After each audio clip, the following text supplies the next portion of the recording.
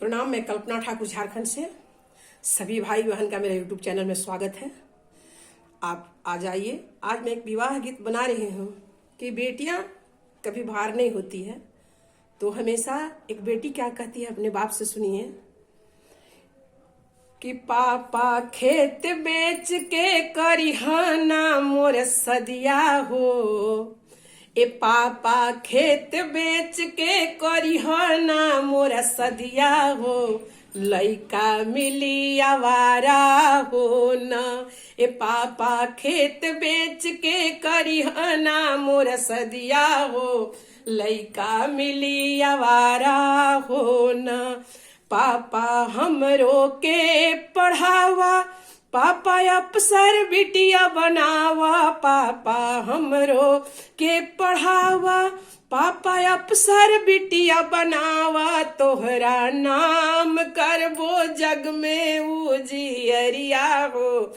लइका न मिली आवारा हो न। तोहरा नाम करबो जग में उजियरिया हो। लइका न मिली आवारा हो न। पापा खेत बेच के करिहाना मोर सदिया हो। लइका मिली आवारा हो न।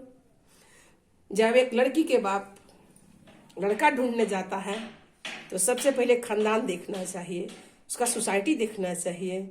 पापा खर खानदान देखिया, पापा पगड़ी ऊंचा देखिया। पापा खर खानदान देखिया, उनकर पगड़ी ऊंचा देखिया। पापा खोज लिहा लइका अफसरवा हो।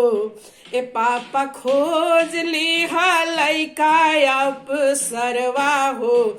जीवन में आई खुशियाँ हो न। ए पापा खोज लिहा लड़कवा अफसरवा हो।